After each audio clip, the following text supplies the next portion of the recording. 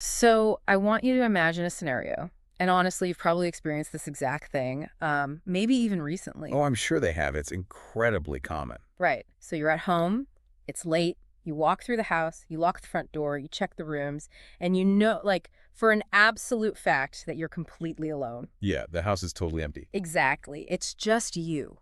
And yet, as you're standing there in the quiet, you feel it. This sudden, inexplicable prickle on the back of your neck. Oh, that heavy feeling. Yes, a heavy, undeniable feeling that someone is watching you. And you freeze, right? I mean, you scan the room, there's no sound, there's no movement anywhere. Nothing at all. But the rational part of your brain is, it's shouting that you're alone, but your body is telling you something entirely different. It's this quiet, suffocating tension. Like an invisible presence. Exactly. An invisible presence occupying the space right alongside you. Yeah, it's that strange, hyper-aware sensation that makes you just want to check over your shoulder. And we usually just blush it off, don't we? We do. We tell ourselves, like, oh, I'm just tired, or I'm letting my imagination run wild because I watched a scary movie last week. Right. Blaming the horror movies. Always. But we are doing a deep dive today into a massive stack of notes and research on the psychology, the biology, and the deep neurology behind this exact phenomenon. The fear of being watched, even when you are totally alone. Exactly. Our mission today is to prove to you that this spooky sensation isn't just your imagination acting up. It really isn't. It's actually a deeply ingrained, fiercely protective biological response. We're going to uncover why our minds manufacture these invisible watchers, treating this like the thrilling psychological mystery it is. Because the real mechanics behind this incredibly common false signal are, well, they're totally fascinating. They really are. They're fascinating, and they're also highly functional. I mean, to understand why your brain suddenly decides you have company in an empty room, we have to look past the modern architecture of your secure apartment. Right. This feeling is actually a very ancient piece of biological hardware, and it's executing its programming perfectly. Right. So to figure out what this feeling is, we need to understand why the human brain even possesses this hardware to begin with. We have to go way back. Yeah, we have to essentially pack our bags, leave the modern dead-bolted bedroom, and travel all the way back to our prehistoric ancestors on the savannah. Because if we look at how the human brain evolved, its ultimate overriding directive was never comfort. And it certainly wasn't, logical deduction. It was raw survival. Exactly, raw survival. We evolved to detect threats fast enough to escape them. And in the wild, one of the absolute biggest, most glaring signals of imminent danger is the simple act of being observed. Because, I mean, if something is watching you in the wild, it's not just admiring your outfit. No, it's not. It's calculating how fast you can run. Exactly. In the ancestral environment, being watched almost always meant you were being hunted. Wow. Yeah, that's a terrifying reality. It is. And because of that brutal reality, the human brain developed specialized neural networks that are exquisitely sensitive to eye contact, biological movement, and directed attention. So it's hardwired. Deeply hardwired. We're talking about a mechanism so deep that it bypasses your conscious thought entirely. Wait, really? Oh, yeah. Before your visual cortex even fully processes what you're looking at, your amygdala, which is the brain's threat center, has already flagged a pair of eyes looking in your direction and spiked your adrenaline. Okay, let's unpack this, because this idea of the brain jumping the gun is brilliant. It makes me think of the brain acting like a highly sensitive smoke detector in a kitchen. Oh, that's a great way to look at it. Right, like you install it hoping it keeps you safe, but it ends up going off every single time you burn a piece of toast. Yes. But you'd much rather deal with the annoyance of a false alarm than risk having the detector stay completely silent and miss an actual house fire. That analogy gets right to the heart of what evolutionary psychologists call error management theory. Error management theory. Yeah. Basically, when facing uncertainty, organisms have two ways to make a mistake.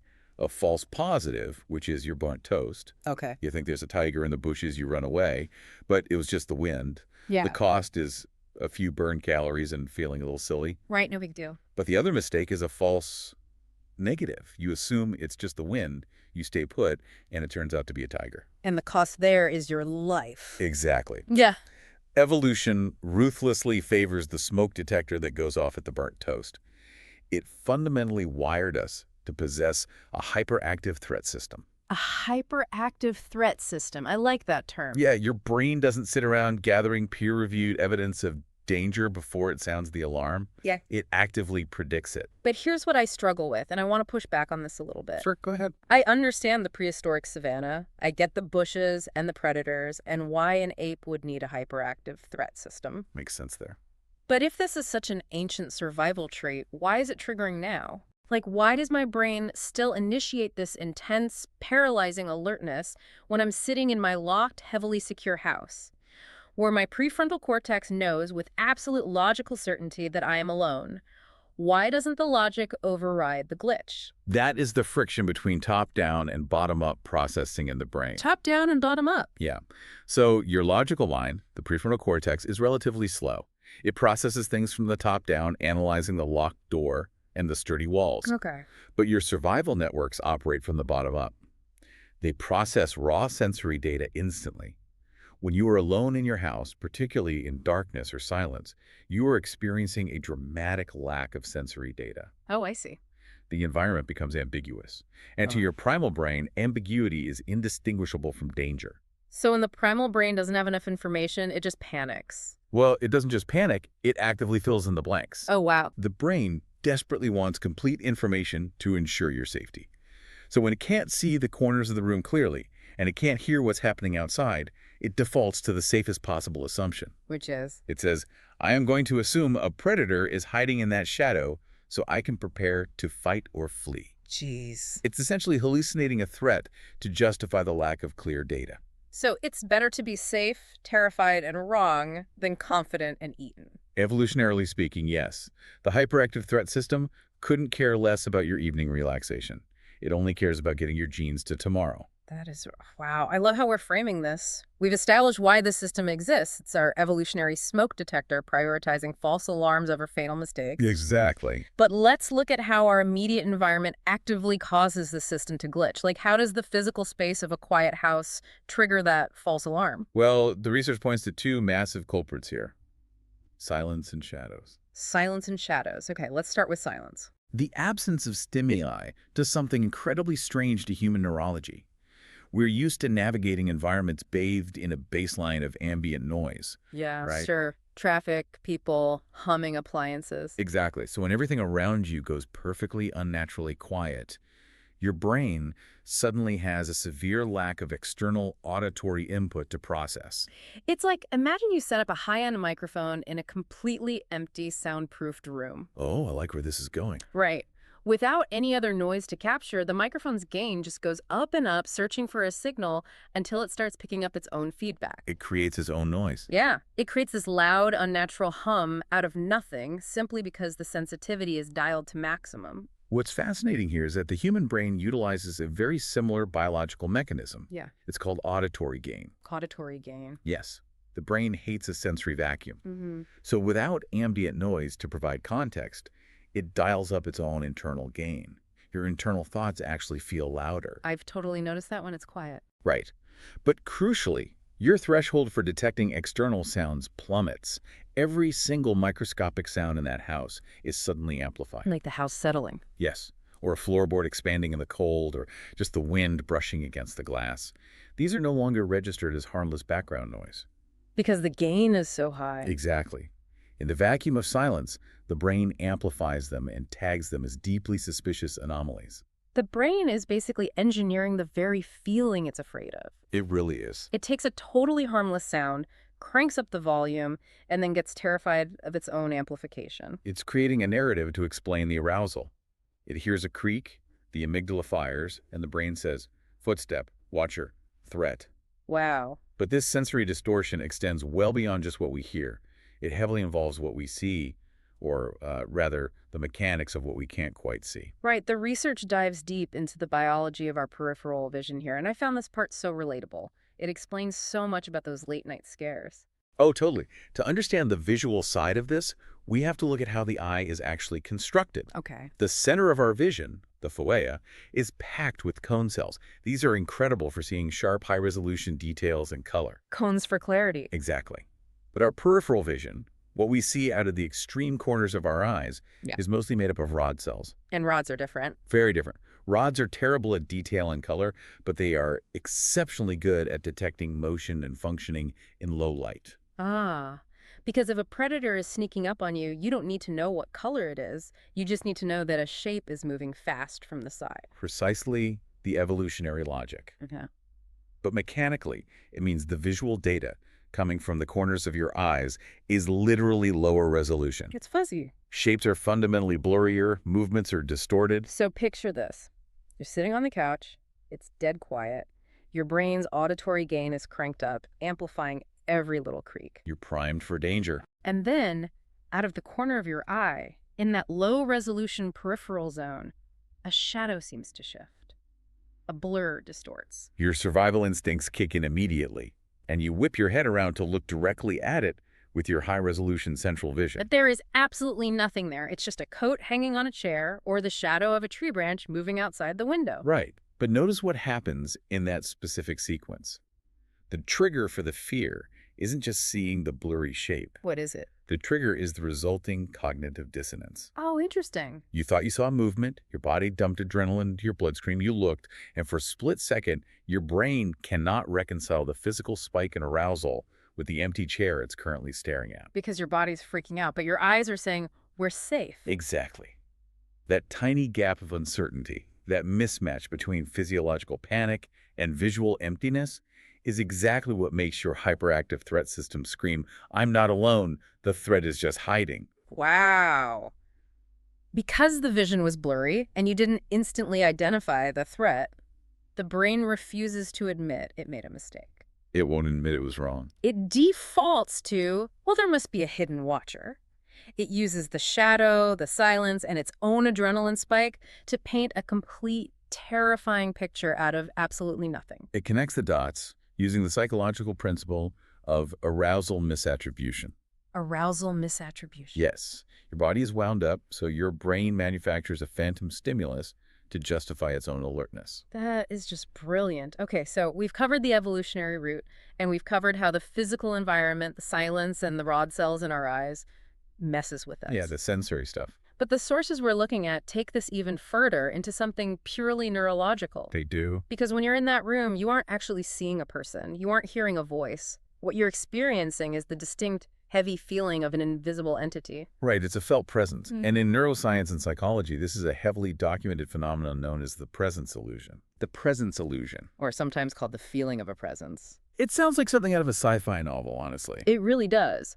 But the neurological mechanics behind it are incredibly grounded. It's exactly what it sounds like. How does it work? Well, under specific stressful conditions, namely extreme isolation, physical exhaustion, high anxiety, or sensory deprivation, the brain essentially loses track of its own mapping. What do you mean by its own mapping? So neurologists have traced this to a specific region of the brain called the temporoparietal junction, or the TPJ. Okay, what does the TPJ do? The TPJ is essentially the brain's integration center. It takes all your sensory inputs, what you see, what you hear, your balance, your limb positions, and integrates them to create your sense of self. Like a map of where I am. Exactly. It maps exactly where your body is in physical space. But when you are under severe stress or in a sensory void, the signals processing your own movements can become slightly delayed or misaligned. So your brain's map of your body glitches out. In a way, yes. When that sensory motor feedback is delayed by even milliseconds, your brain fails to recognize its own bodily signals as belonging to you. Wait, really? Yes. Instead, it interprets those delayed spatial signals as belonging to a second body occupying the same space. Oh my God. It projects your own distorted physical awareness outward. That is wild. It means you're not hallucinating visually. No. You're not seeing a ghost. You're hallucinating a feeling. Your brain is basically mistaking its own shadow for a stranger. That is a perfect distillation of the neuroscience. It's felt, not seen. Your brain is generating the sensation that someone else is nearby because of a biological misfire in spatial processing. Here's where it gets really interesting, though. Oh, definitely. Because we don't just live in dark, quiet caves anymore where the TPJ is misfiring over the wind. No, we don't. We live in the modern digital world. And the research highlights how modern life is actively hijacking this ancient reflex and making it so much worse on a daily basis. It's a huge compounding factor. Think about the physical environment we've engineered for ourselves today. Right. We are surrounded by smart devices. There are cameras on our laptops, microphones in our phones. Smart speakers on our nightstands. It's everywhere. We maintain a constant 24/7 connectivity to a massive digital network. I mean, how wild is it that an evolutionary trait that was literally forged over millions of years to spot a saber-toothed tiger in the tall grass is now being triggered by a little plastic smart speaker sitting quietly on a bedroom dresser? It's incredible. If we connect this to the bigger picture, it makes perfect sense why modern humans report feeling more watched than any generation in history. Because we kind of are. We live in a state of continuous partial attention. Modern technology has permanently structurally blurred the line between privacy and observation. Yeah, that makes sense. Even when you are alone in your room, and even if you logically know nobody's actively hacking your webcam at that exact second. Your brain still knows it's there. Yes, your brain knows that the architecture for observation is ever present. The capacity for observation is always there, so the idea that something could be watching stays deeply lodged in your subconscious. And your prehistoric brain doesn't have a neurological category for a Wi-Fi router or a webcam. Right, it doesn't understand the internet. It doesn't understand cloud computing at all, it just processes the association. These objects connect me to an invisible network of others. Wow. Because our devices constantly have the potential to observe us, they act as an ever-present, invisible watcher. It creates a psychological environment somewhat like the panopticon. The panopticon, right? That prism design. Exactly. A prison where you never know exactly when the guard is looking, so you must assume you're always being watched. So it forces the amygdala to stay subconsciously alert all the time, just in case. It leads to a chronic, low-level misfiring of that exact presence effect we discussed. That's exhausting. It really is. You are physically isolated in your room, but you are conceptually surrounded by portals to the outside world. Your brain cannot fully convince itself that it is safely isolated from observation. Because of that, the hyperactive threat system stays artificially elevated, just sort of simmering below the surface. Precisely. So what does this all mean for you listening to this right now? Let's distill this deep dive down to the core takeaway. I think people will find it reassuring. It's actually incredibly validating. If you are standing in an empty room late at night and you suddenly get that chilling, skin-crawling sensation that you're being watched, you are not going crazy. Not at all. Your imagination is not broken. You haven't lost your grip on reality. Not even a little bit. It means your brain is functioning brilliantly. It's doing exactly what it evolved over millions of years to do. It's protecting you. Yes. It's doing its job to protect you against uncertainty. It's a survival mechanism functioning at absolute peak capacity. It's a false signal, yes. It's a watcher that does not exist, or at least one that you cannot see. It's just your internal smoke detector being a little too cautious because the ambient noise dropped too low, the rod cells in your eyes couldn't resolve a blurry shadow, and your smartphone is sitting on the table quietly reminding your subconscious that you are never truly off the grid. It's a heavy realization when you look at the mechanics of it, but ultimately, I find it a deeply comforting one. Comforting. Yeah. Yeah. You are safe. Your brain is just running a very aggressive double check of the perimeter. I love that framing. Your brain is just running an aggressive double check. Exactly. But before we wrap up today, I want to leave you with one final provocative thought to mull over. Something that really struck me when digging through all this research about how incredibly eager our minds are to invent watchers out of thin air. This raises an important question about how this applies to the rest of our lives, doesn't it? It really does. Think about this. If our brains are so biologically desperate to invent a physical watcher in a completely empty room just to resolve a feeling of uncertainty. Where else are we doing this? Right. How much of our everyday social anxiety is just this exact same hyperactive threat system misfiring in public? Oh, that's a profound thought. Think about when you walk into a crowded party or a big meeting and you get that overwhelming feeling that everyone is judging you, looking at your flaws. Like a spotlight is on you. Yeah. Are we just projecting invisible judges and critics into a crowded room the exact same way we project a predator into an empty one, even when nobody is actually paying attention to us? It's the same mechanism. Are those intense social judgments just another psychological version of the presence illusion? The invisible prehistoric predator replaced by the invisible modern critic. The hardware is exactly the same, only the nature of the perceived threat has changed. That is a fascinating parallel. It really is something to think about the next time you feel all those invisible eyes on you, whether the room is totally empty or completely full. Absolutely. Keep questioning those instincts, keep looking closely into the shadows, and most importantly, stay curious. We'll catch you on the next deep dive.